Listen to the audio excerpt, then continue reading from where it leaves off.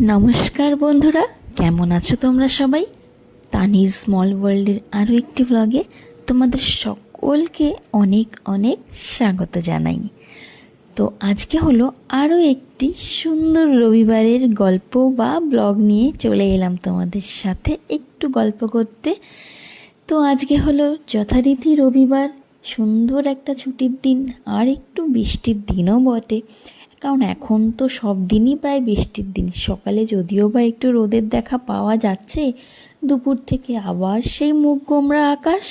কিছু করার নেই, বৃষ্টির দিন তো সেটা হবেই। সব রকম ওয়েদারেরই আনন্দ লাভ করতেই হয়, কিন্তু এই একটু বাইরে বেরোতে গেলে, অফিস কাছরা যেতে গেলে, স্কুল বাচ্চাদের ছাড়তে গেলে একটু অসুবিধার সম্মুখীন হতেই হয়। তো যাই হোক, সেটা বাদ দিয়ে বলি আর ভাবি, রবিবারটা তো এনজয় না করলে হবে না।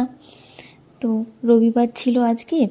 সকাল থেকে উঠে সমস্ত কাজবাজ ঝটপট করে সেরে একটু লুচি তরকারি চা সমস্ত কিছু খেয়ে চলে গেলাম একটু বাপের বাড়ি।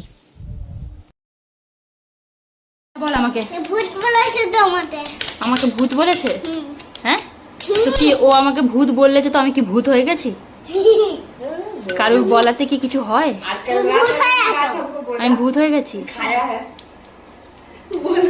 পুটু, তাকাও আমার দিকে, তাকাও। আরে আমি রাগ করিনি রে, তুই আমাকে ভূত বল শাকচুন্নি বল, কিচ্ছু আই ডোন্ট কেয়ার। তো ঘরে ঢোকার সাথে সাথেই আমার ছেলের আর আমার দিদির ছোট মেয়ের দুজনেরই প্রথম কাজ হলো ছোট নানির বাড়িতে চলে যাওয়া। ছোট নানির বাড়ি মানে আমার ছোট কাকির বাড়ি।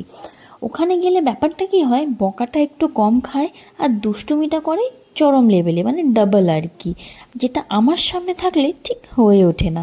এই কারণে আগে এসেই তাদেরকে ওখানে চলে যেতে হবে। তার মধ্যে সানডে মামার ছুটি, ব্যাস মামাকে দুজনকে ভীষণভাবে জ্বালাতে হবে। আর জামাইবু আজকে এনেছিল পমপ্লেট মাছ, আর এই পমপ্লেটটাই হলো আসল কারণ আজকে বাপের বাড়ি আসার। কোনো প্ল্যান ছিল না। জামাইবু ফোন করলো যে আমি অনেকগুলো পমপ্লেট নিয়ে এসেছি, আমি কিচ্ছু জানি না, তুমি শুধু চলে আসো আজকে। কি করব, মানে এমনভাবে বলবে যে তোমার না এসে কোনো উপায় থাকবেই না। তো যাই হোক, চলে এসছি যখন, এবার আমাদের আজকে সানডের প্ল্যান ছিল নিজের বাড়িতে চিলি চিকেন আর ফ্রাইড রাইস করার। তো এবার কার্তিক বলল, আমি বললাম যে তাহলে আমাদের কি চিলি চিকেন আর ফ্রাইড রাইসের প্রোগ্রামটা ড্রপ করে দিই আজকে। বলল না, আজকে যখন ইচ্ছা হয়েছে তখন আজকে খাবোই খাবো, দুপুরে না হোক রাত্রিরে খাবো, নাও বোঝো ঠেলা। এবার সঙ্গে সঙ্গে মায়ের বাড়িতে এসেই কার্তিক গেল আর জামাইবু দুজনে একসাথে গেল বাজার। চিলি চিকেনের জন্য মাংস নিয়ে এলো। আমি সমস্ত কিছু এই বেলা ম্যারিনেট করে রেখে দিয়েছিলাম, সমস্ত কাটাকুটি করে, ফ্রাইড রাইসের কাটাকুটি প্লাস চিলি চিকেনের জন্য সমস্ত সবজিপাতি কেটে রেখে দিয়েছিলাম, কারণ বিকেলে ছিল আমার একটা অন্য প্রোগ্রাম। তো এই যে দুপুরবেলা আজকে যখন সবার রান্না বান্না হয়ে গেছিলো, বসে বসে ভাইয়ের বউ বাড়িতে এলো। তো ও বসে একটু আমার বিয়ের অ্যালবামটা দেখছিল আর আমার ছেলের মামা ভাতের অ্যালবামটা দেখছিল। তো এত ভালো লাগলো, মানে আমারও সেই পুরনো স্মৃতিগুলো একদম নতুন হয়ে গেল, মানে বলার মতো নয়। এগুলো তো যতবারই দেখবো ততবারই যেন সেই দিনগুলো একেবারে জল করে ভেসে ওঠে চোখের সামনে। সেইগুলো তো ভোলার মতো নয়, সেটা 1 বছরই হোক না কেন, আর 20 বছরই হোক না কেন, আর 50 বছরই হোক না কেন, সেই একই অনুভূতিটা বারবার যেন পেয়ে যাই এগুলো দেখলে। খেতে বসলাম, সবার খাওয়া দাওয়া কমপ্লিট হয়ে গেছিলো। লাস্টে আমি, আমার মা, আমার দিদি খেতে বসেছিলাম, আর দিদির বড় মেয়ে।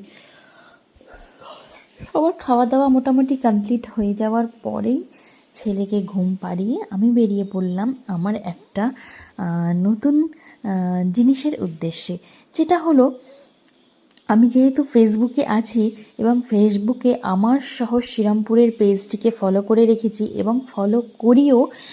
তো সেখানে একটা কিছুদিন আগে সেলফি কন্টেস্ট হয়েছিল। সেই সেলফি কন্টেস্টে আমি ক্যাজুয়ালি পার্টিসিপেট করেছিলাম, যে একটু সবাই সেলফি দিচ্ছে, কন্টেস্টে পার্টিসিপেট করছে, আমিও দিই, কী আছে, কিছু হলে হবে, কিছু না হলে হবে না। তো যাই হোক, হঠাৎ করে যেদিন আমার বাড়িতে নারায়ণ পুজো ছিল সেদিনকে ফোন এলো যে ম্যাডাম আপনি সেকেন্ড হয়েছেন আমাদের সেলফি কন্টেস্টে। আর আনন্দে জাস্ট মনটা ভরে গেল, ভীষণ আনন্দ হলো। সে আমি ফার্স্ট হই, সেকেন্ড হই, থার্ড হই, ফোর্থ হই, ফিফথ হই, যে পজিশনই হোক না কেন, আর আমি যাই গিফট পাই না কেন, আমি একটা কন্টেস্টে পার্টিসিপেট করেছি আর সেখানে কিছু একটা র্যাঙ্ক মানে এসছি, এটা আমার জন্য ভীষণ একটা গর্বের বিষয় বা ভীষণ একটা ভালো লাগার বিষয়, ভালো লাগার জায়গা। তো যাই হোক, সেখানে গেলাম। আমার 5টার সময় টাইম ছিল, 5:30 হয়ে গেছিলো। এই হলো দিদি, এনার রিসরাতে পার্লার আছে, জুহিতাস মেকওভার। আপনারা ফেসবুকে সার্চ করলেও পাবেন, গুগলে সার্চ করলেও পাবেন জুহিতাস মেকওভার, যেটা হচ্ছে রিসরা স্টেশনের একটু কাছাকাছি জায়গাতেই। তো দেখুন কি হলো।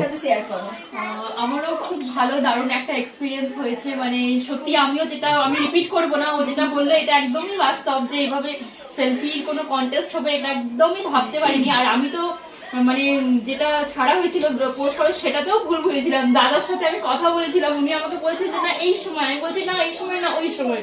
তো উনি আমাকে বললেন বলেই আমি ওই টাইমে, না আমি একদিন পিছিয়ে যেতাম আর আমি এই কন্টেস্টে হয়তো আসতেও পারতাম না। যাই হোক, কপালে ছিল হয়তো। অ্যান্ড খুব ভালো লাগে। অ্যান্ড সত্যি আমিও ভুলে গেছিলাম আমি কোথাও নিজের সেলফিটা পোস্ট করেছি। তো মানে একদম আনএক্সপেক্টেড যে কলটা এলো, ভীষণ ভালো লাগলো। সেদিন আমার বাড়িতে সত্যনারায়ণের পুজোও ছিল, খুবই হ্যাপি হলাম আমি সেটা দেখে। আর আজকে তোমাদের মাঝখানে আছি। তো thank you so much to you all, সবাইকে অনেক অনেক থ্যাংক ইউ আমাকে এটার যোগ্য মনে করার জন্য আর কি।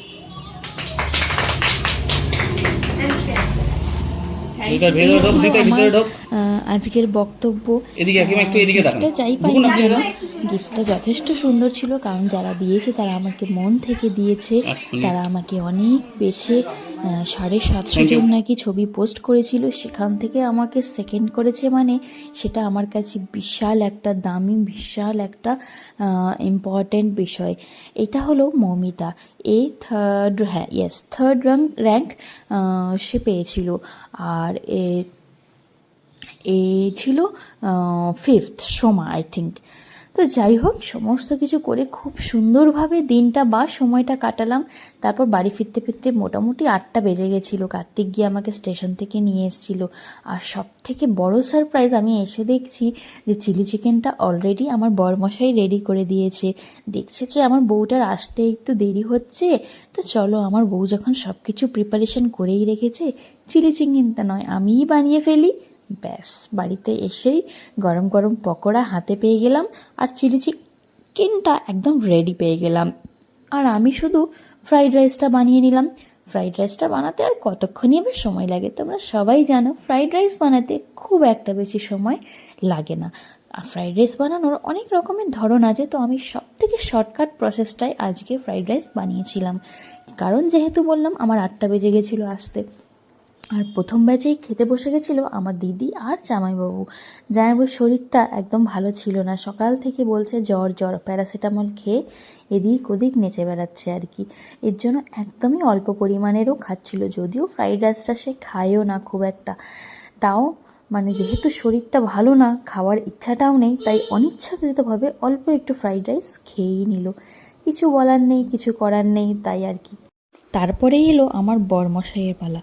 শুনি এবার ওনার ফিডব্যাক কি বলেন। কেমন হয়েছে?